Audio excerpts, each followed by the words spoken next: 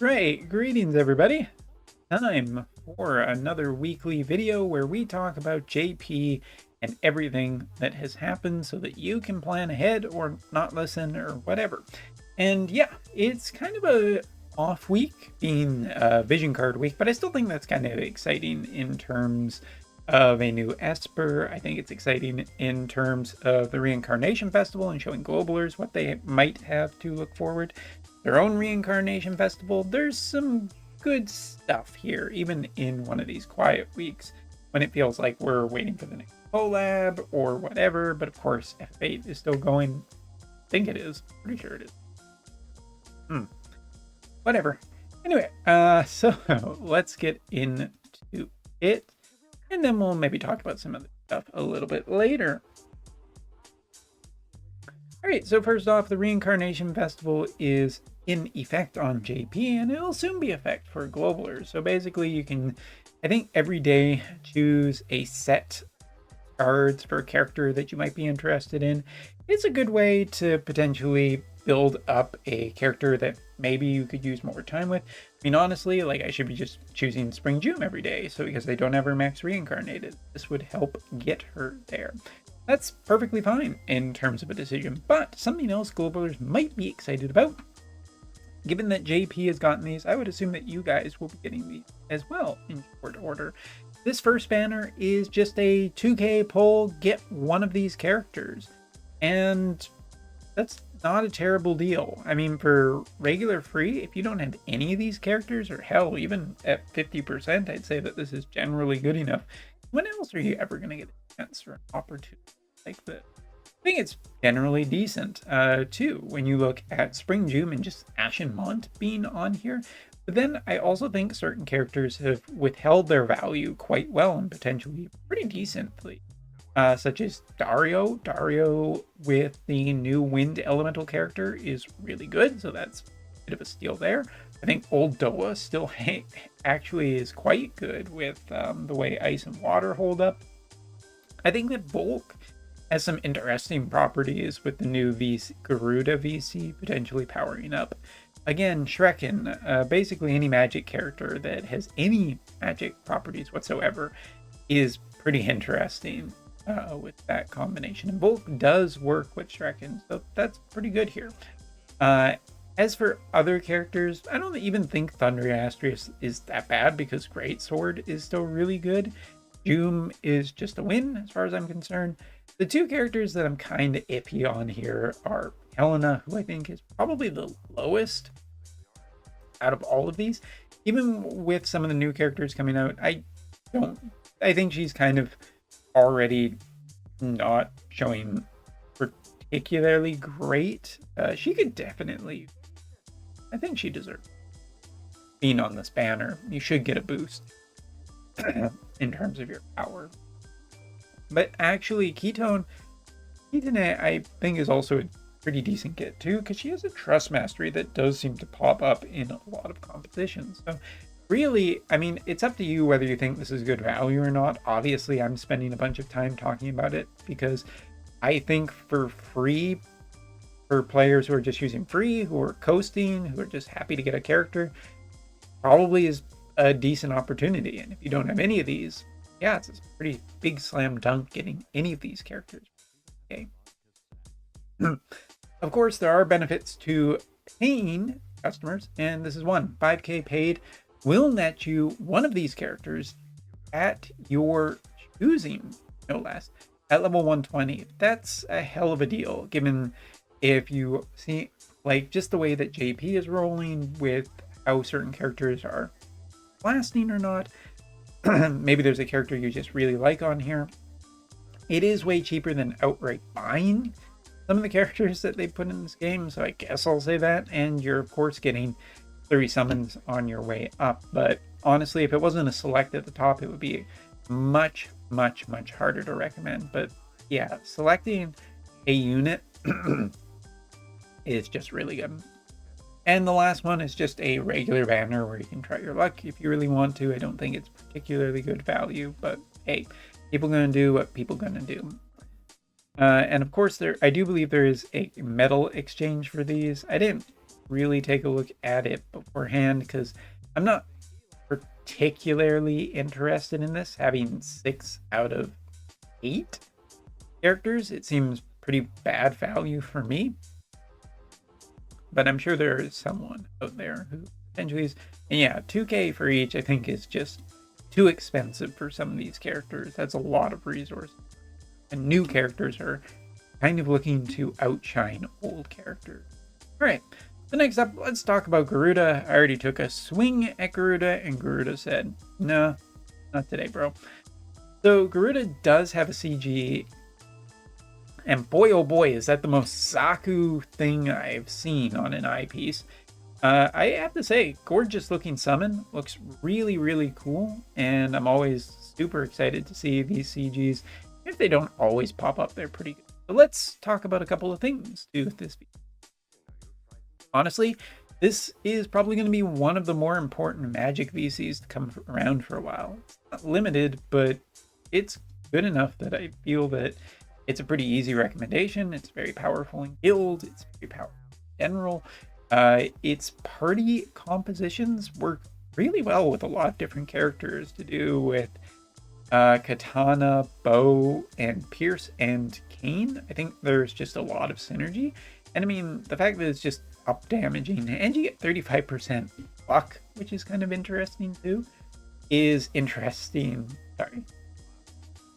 fascinating combination that could be good with certain builds that people are running. Some people do run Sephiroth with just a bit of evade to be a little bit spicy.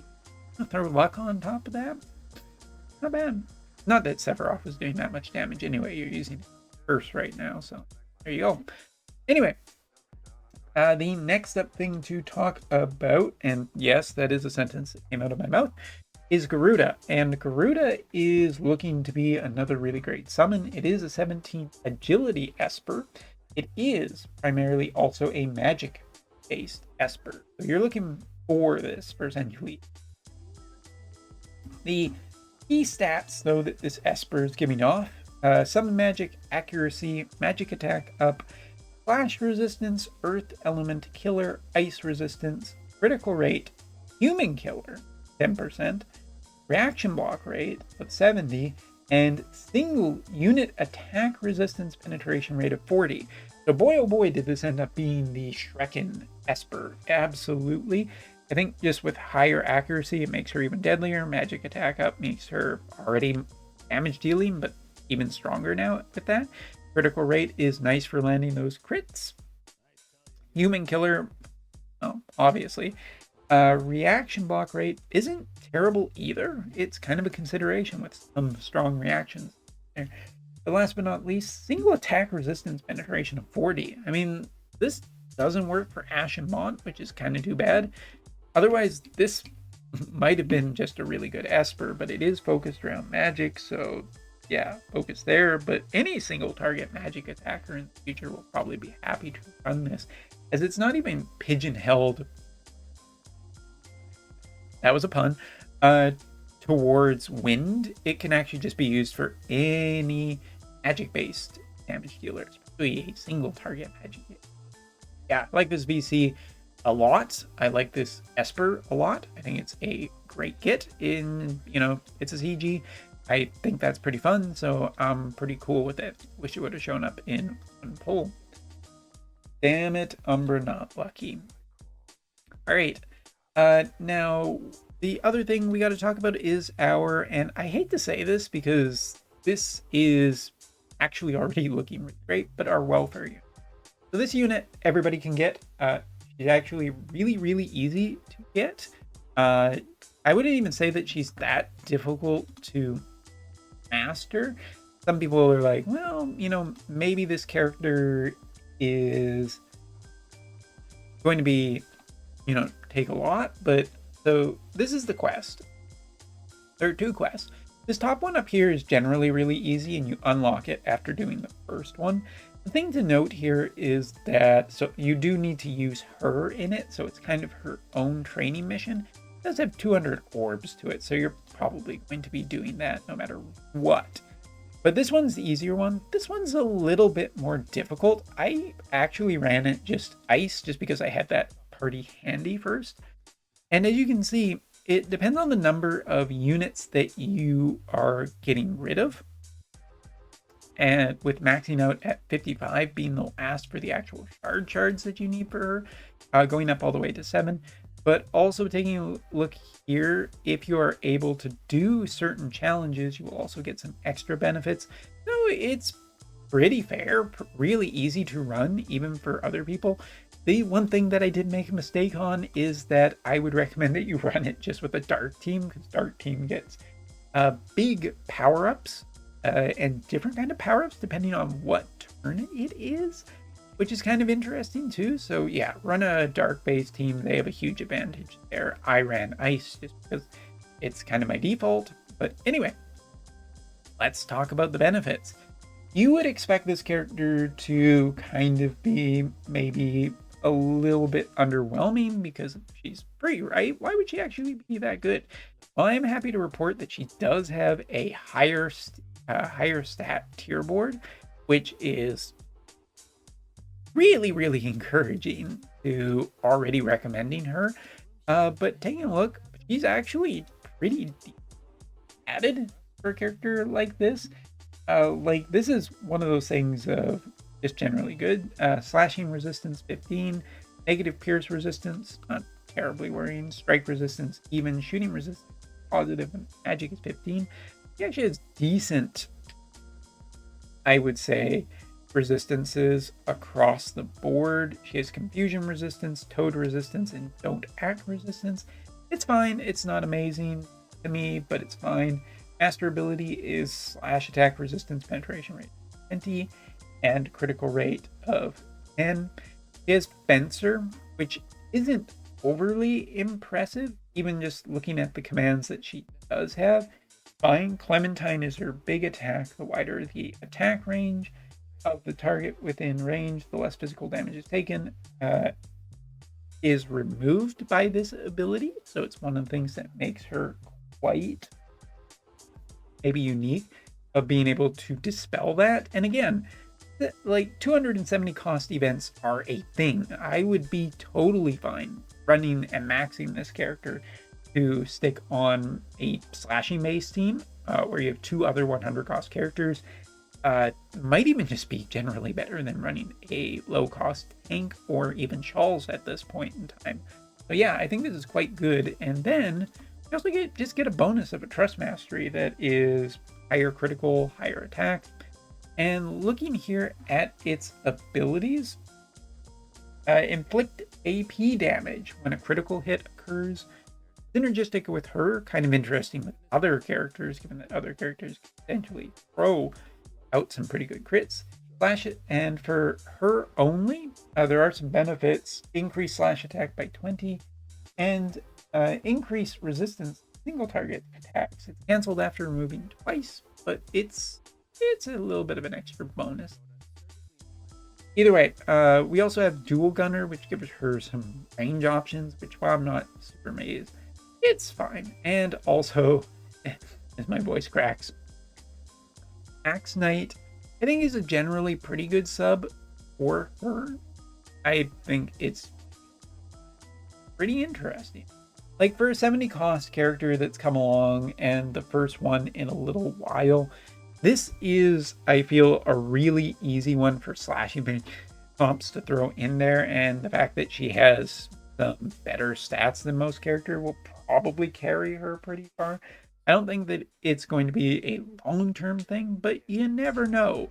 Never underestimate limited cost characters. They can hold value pretty decent. And again, really easy character to get max.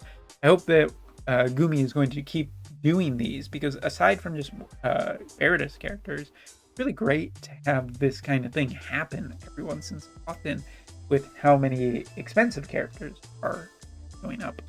So yeah, that's going to be it for this video. Unfortunately, I don't have too much other to report right now.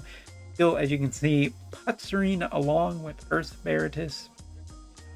Fire Veritas, I am actually up to this now, being into his EX sphere, so that's kind of exciting for me. And taking a look at this Ice Veritas, as you can see, I'm about 3 days away from actually getting him, and then we can start building him. So the process is ongoing. But anyway, thank you so much for watching this video. Take care, and we'll do some more Wotv videos this week, especially the SGQ finally done. And to end this video, I really want to learn the speedrun for Dirge of Cerberus. That's probably something I'm going to be doing. Anyway, later.